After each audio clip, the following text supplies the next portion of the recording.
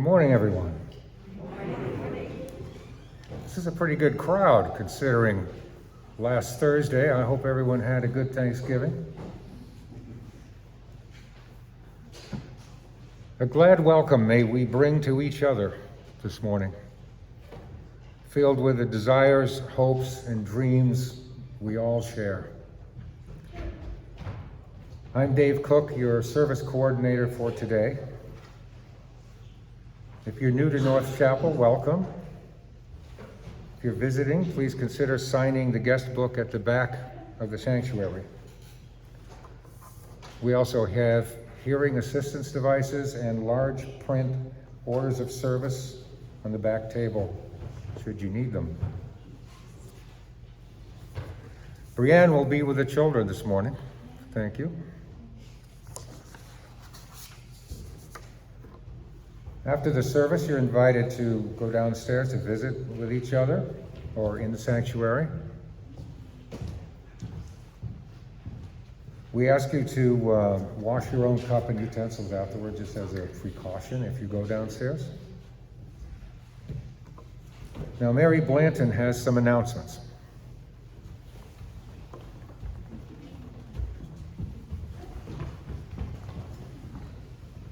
Good morning, everybody. I have two announcements. First, I told you there'd be a subtle pledge drive announcement, and here it is. So we're now at 56 people and $98,001. So thank you to everybody who has contributed. And also, big thanks to Polly and Jack, who were at the Quechee Fair yesterday. They started out with 48 22-inch wreaths and 6 36-inch wreaths and 10 horse wreaths. They came home with 15 22-inch wreaths, 2 36 and 7 horses. So we have those for sale. There's some in the front porch and there's some in the back. And I'll be hanging around in the sanctuary after the service, and Andine will be down in the social hall. So just see one of us. We have them with bows, without bows, whatever you want. Thanks so much. Thank you, Mary. Now's the time to put your cell phone in worship mode. In ancient times, when a person traveled, there were no public accommodations, no inns, no hostels, no restaurants, no cafes. A traveler had to rely on hospitality. You had to approach a stranger to ask for food and shelter. So when you as a traveler back then were away from home, how did you decide whom to ask about where you could stay? Did you rely on their clothing, their expression, their body language? What if they were to misdirect you or prey on you? Last year, I was in an unfamiliar neighborhood, and I didn't feel comfortable being there. I was looking for a view of the Connecticut River. I saw two men bending over a car in a driveway, so I walked up to them to ask for directions to a place where I could see the river, and they said, "Sure, follow our car, and we'll lead you to a park." Now, how did they decide to go out of their way to help me instead of brushing me off? If I were to meet these two men again, I would treat them as friends. I would want to return the favor. Recently, I learned that the Greek word xenos, from which we get the English word xenophobia, can mean both stranger and friend. Both stranger and friend. I wish I had a word in English that held both those ideas. That when I see a stranger, I would also see a friend.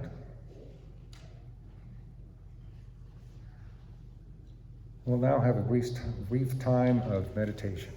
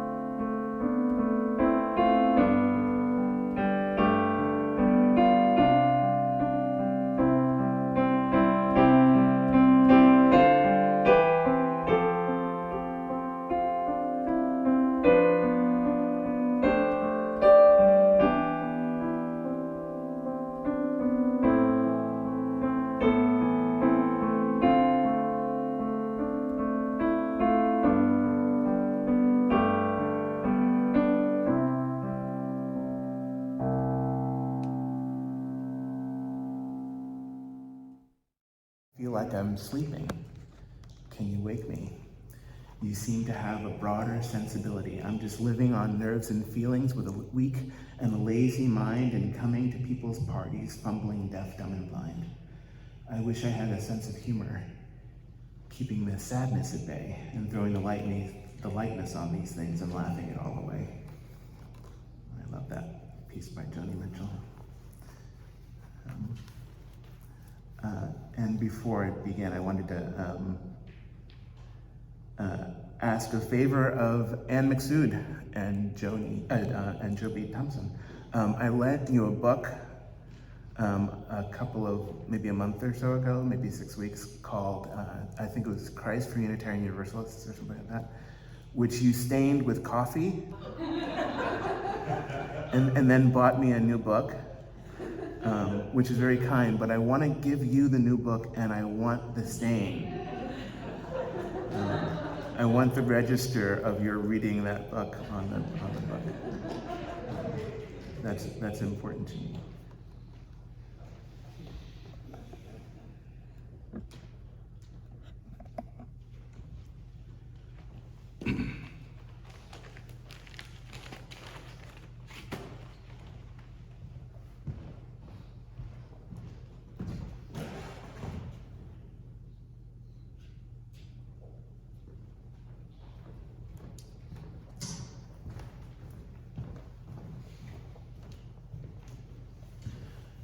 I want to drive down over Mulholland, and I want to write her name in the sky, and I want to freak out into nothing, and I want to leave this world for a while.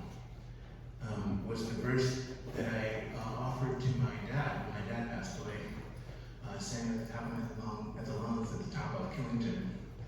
I sang it until I lost my voice. It was beautiful that there were loving people around Peggy when she went, and she was at peace, and I found myself crying, but not because I had lost something that I could not name. I found myself crying because I have gained something that I cannot name.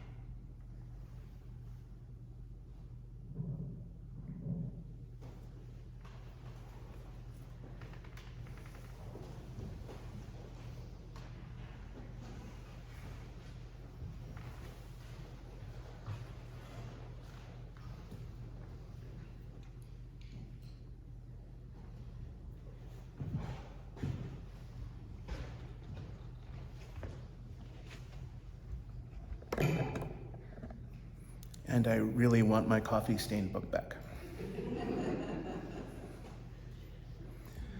I went home one time to New Jersey, to my home church. It's a real hit and miss experience going back to my home church in New Jersey. If I go on a Sunday morning, some membership coordinator is overly thrilled to see me and offers me a blue mug and asks me when I found out about Unitarian Universalism. Which used to be funny. It used to tickle me, but now it kind of infuriates me, and I really enjoy the infuriation. When did you first start coming to the Lincroft Church? And I would say, when I was about 51 years ago. It's kind of funny. I went home one time, I had a fight with a lover, and had written a righteous song, beautiful song, about the end of that relationship. The song was called "Carries a Heart Like Water."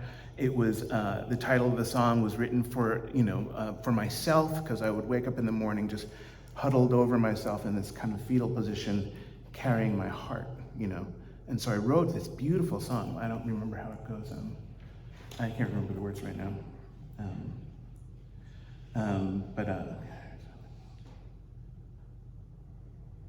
Yeah, I can't remember, they're not coming to me, I'm nervous. But Carries a Heart Like Water was like a name that I imagined being given in a sort of an indigenous way, in some sort of ceremony, like Dances with Wolves or Stands with a Fist. It's a beautiful song, but I played it I went to church and I played it into the empty sanctuary to just sort of purge those feelings. And then out from behind a desk came this woman named Kathy Adler. Kathy Adler is a woman I knew when I was a child. She's my friend Melody's mom, you know. And Kathy said, "Leon, it's so good to see you." And I said, "Oh, I didn't know you were there." And so we hugged. That was a nice little homecoming. And she said, "What was that you were playing?" And I said, "It was a song that I just wrote called Carries a Heart Like Water." And she was like, "You wrote that?" And I said, "Yes." She said, "Play it again. I wasn't really listening." So I played it again for her. And I looked at her. I was really impressed with myself. I did it well. I wasn't nervous. And she looked at me and she said, "Boy, did you miss the mark on that one."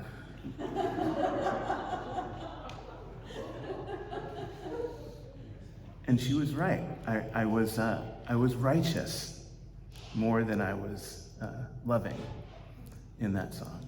I was angry and I was making someone else wrong. So I remember thinking, like, that's really what home is, you know. You know, someone's just going to call you out on what's real for them and real for you. I still really love the song, but it's a good critique. "Celebrate Me Home" is a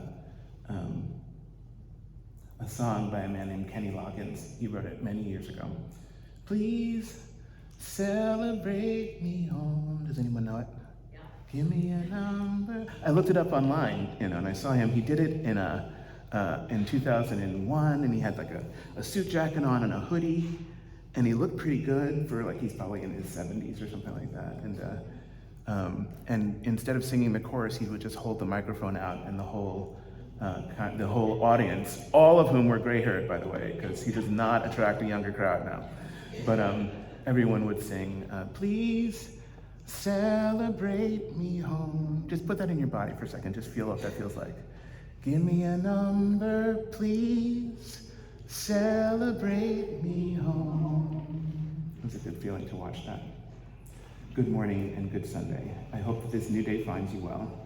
Welcome to the dreamers and the seekers of spirit, so bold and bashful in the quest. Welcome to the wanderers and the worshipers here to give the soul a rest. Welcome to the darkness and to the light. Keep wide the arms of spirit and keep open this good heart to the hopeful and to the broken ones among us, blissfully imperfect and blessed, just like me, beneath the same stars of heaven, caring and compassionate, held whole and honored by a love that knows no bounds. To all souls I say good morning. It is good to be together. Today is Sunday, November the 26th. And the title of this morning's reflection is Celebrate Me Home. The title has echoes of the story of the prodigal son. In scripture, there is a story of the younger of two sons, two children in a family, eager to travel and to seek adventure, who asks the father early for his inheritance, only to squander it and find himself soon destitute. He swallows his pride and determines to make his way back home to his family and to fall on their graces. And after a fight, because his older brother is miffed, he's angry, they kill the fatted cow and throw a killer party. He was lost and then he was found. They chose to celebrate him home. They chose to welcome him. The journey that he took was probably a long one. I know that when I've done something wrong and when I try to make amends, asking to be welcomed home again is so difficult, so hard. Allowing myself to be that vulnerable, making myself that vulnerable, it's just about the hardest thing to do. A friend of mine wrote a song about forgiveness, and the words were, "Would you even know me since I've been away? I wake with my eyes closed and I sleep through the day, but I'll open my heart and I'll learn how to pray if you let me come home." There's something about returning home that is a prayer. It's a hard thing to do, and I think it would be so much easier to be right all along. I think it would be so much easier to have been right, but I also think I'm wrong about that idea of being right. In the story, there were two different ways of being right, the father's way and the brother's way. The father was right, I guess, to give the inheritance that was due to his son when he asked, but surely this wasn't easy. It's not about giving up the money, I don't think. I think it's about looking at a child that you raised lovingly all of this child's life, and realizing that your child wants something from you that you normally only give away when you're dead. Surely this is not an easy moment. And the elder son was right, I guess, to be angry at the younger brother for spending the family money so irresponsibly and for breaking his father's heart. Surely this was a difficult theme around which to plan a party. The feelings were complicated, but as it turns out, we can do complicated things. They found it hard to celebrate him home, but they did it anyway. It's a heartbreaking time right now in the world, after 7+ weeks of war. But as I understand it, the hostage-prisoner exchanges are taking place imperfectly, but they are happening. Too high a cost we pay, but there is cause to celebrate. There is joy in the homecoming. There is cause to be hopeful, to become cautiously optimistic if we can keep wide the arms of the Spirit and keep open this good heart. One of the great leaders in our world, a woman named Marianne Williamson, once observed that in order to play big out there in the world, you have to dig deep in here, in the heart.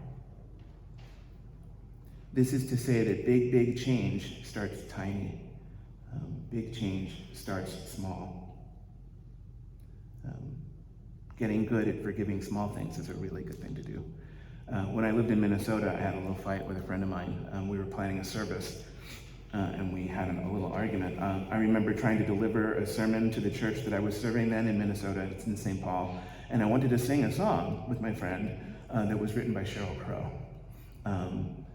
The title of the song was The Long Road Home, and the first words were these. Teach me the golden rule, and make me a lovesick fool. In the light of day, let sorrow drift away, and the crown of thorns has many jewels. Songs of glory sung in hate only destroy what love has made.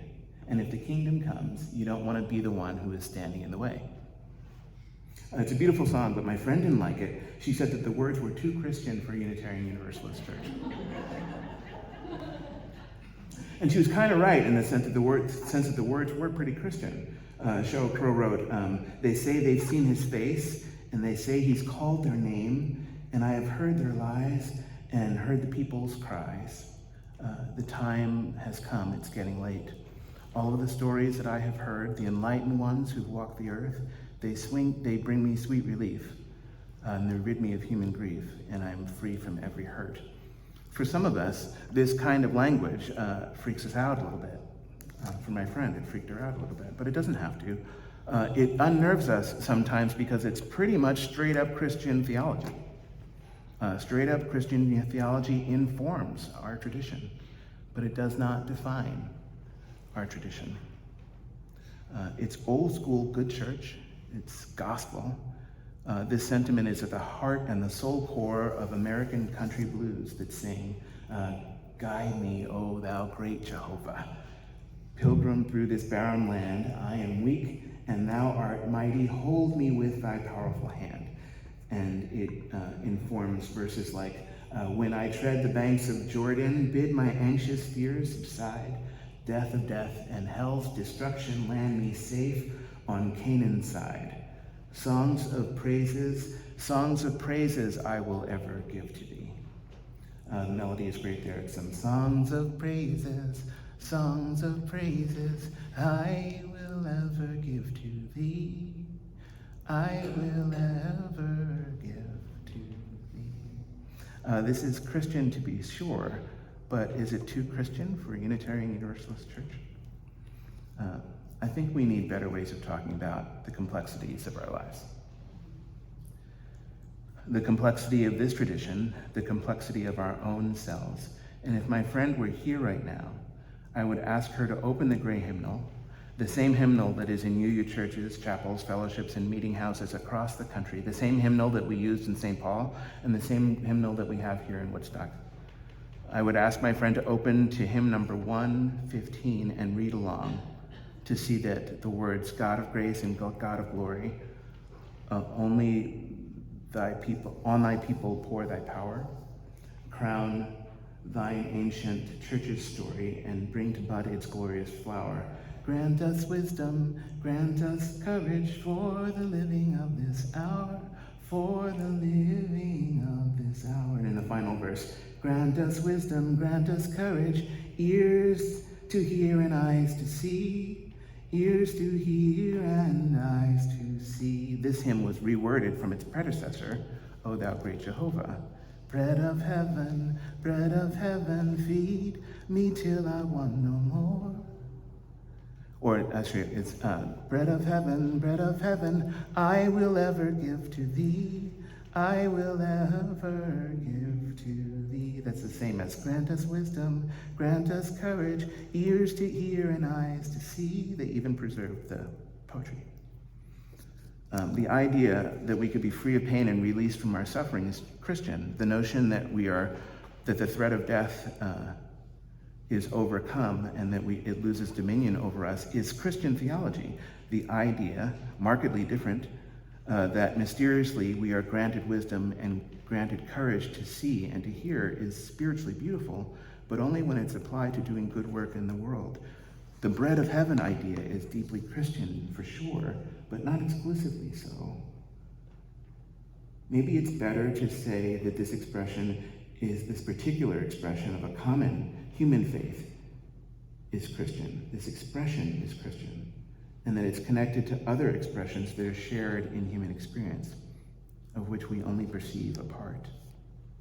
Perhaps this kind of language is what we really need right now to heal us. Maybe we need a language that implies the presence of a kind of magic that we need right now, a kind of extra-denominational magic that we need. Right now, we are dying for the lack of it. I found something good on Facebook. As I read that, I was like, this is almost funny, but they're not going to get the joke. And then when you laughed, it really... So I found something good on Facebook, something that might be useful right now. I can't vouch for its veracity. It would take me some time to track down the source, but I certainly get the point of what was shared.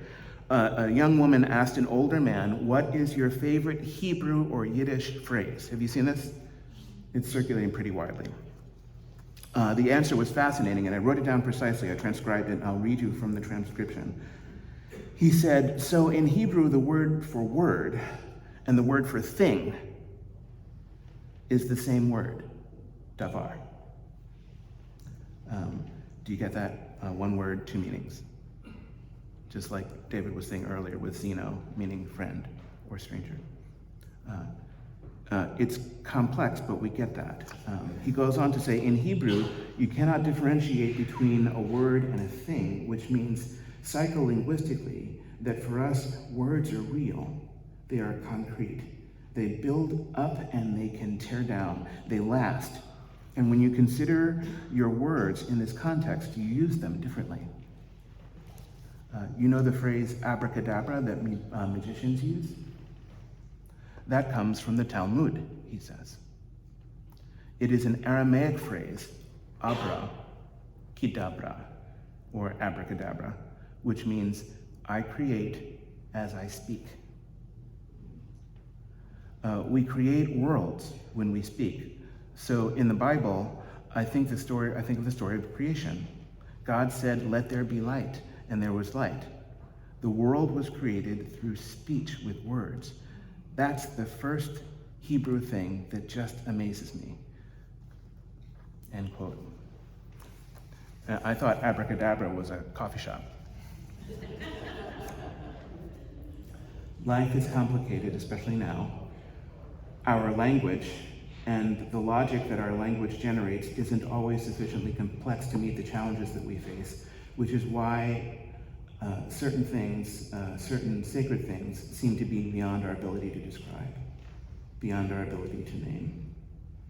When a North African television station showed ambulances driving across the Rafah border into Egypt, moving the sick and the injured to safety through extremely dangerous conditions, a World Health Organization team visited the Al-Shifa hospital and showered accolades on the healthcare workers who were sacrificing everything to treat their patients. A World Healthcare Organization assessment crew member said, "As healthcare professionals, I am absolutely humbled by the work of you and your teams and the heroic efforts that you have made. I have no words." When North American TV stations show us the spectacle and the ravages of war, we remember the words of Vivian Silver, the 74-year-old Canadian-Israeli peace activist who was killed on October the 7th during the Hamas attack when they attacked her Kibbutz Be'eri, where she lived. Vivian Silver had co-founded the Arab Jewish Center for Equality, Empowerment, and Cooperation and was a member of Women Wage Peace.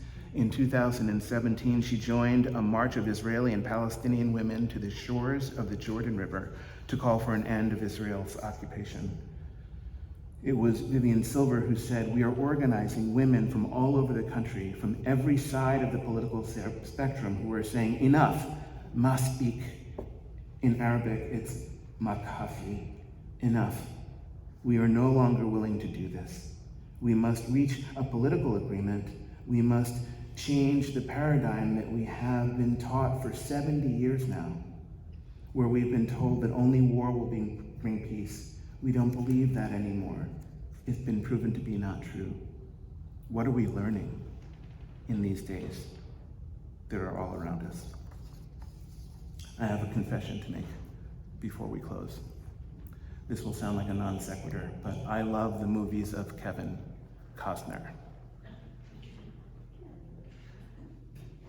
I really do. American Flyers is my favorite. Field of Dreams, Bull Durham, JFK, and Dances with Wolves. Dances with Wolves was the name that was given to Kevin Costner's character by the Lakota people who he encounters in the West. He meets a man named Kicking Bird and a woman named Stands with a Fist. I have given myself two such names: Carries a Heart Like Water, and Softly Who Stands Before God.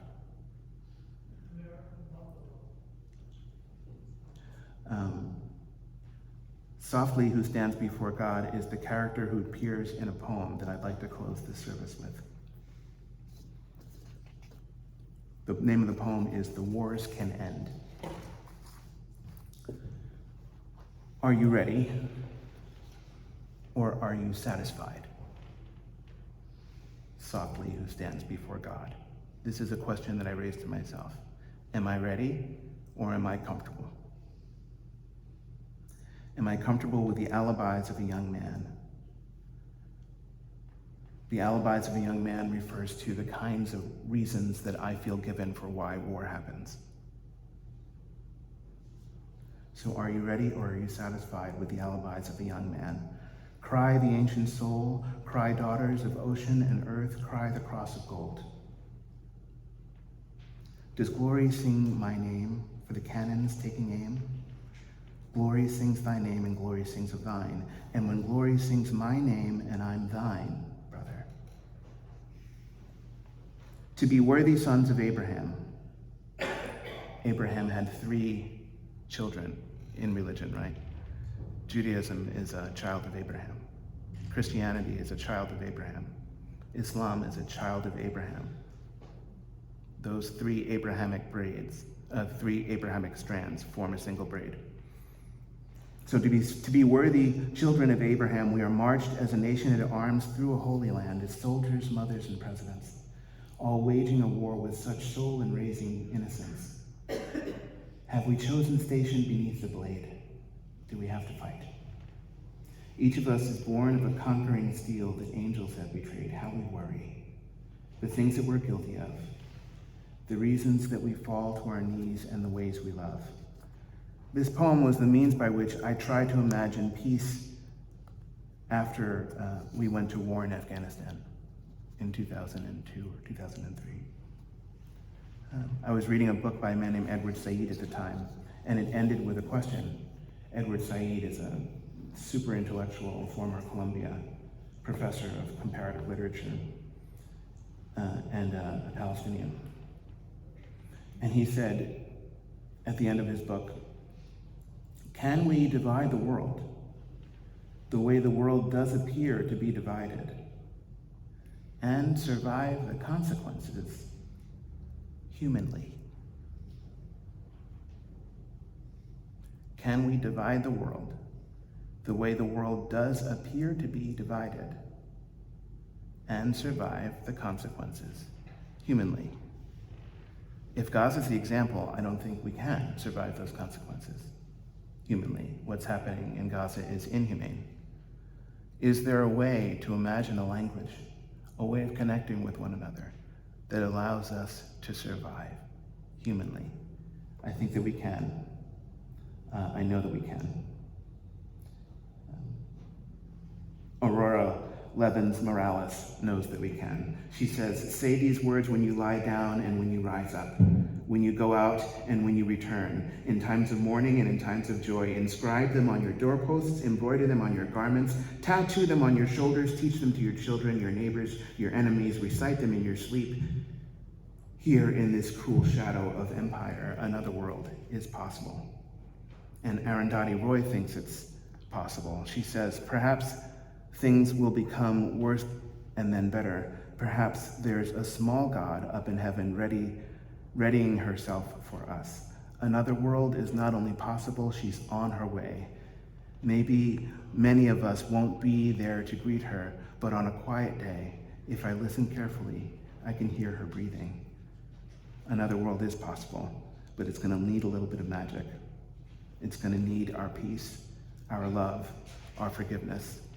It's going to need our ability to reach out, to look at a stranger and see a friend. We can do it. Abracadabra. May it be so. Blessed be. And amen. And if there is a path that leads us far from one another, may we turn around on that path to rejoin.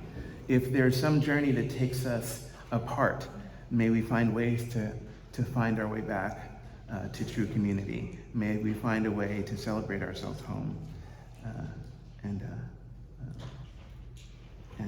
find at that home the life and the spark that keeps us whole. May it be so. Blessed be Thanksgiving, and amen.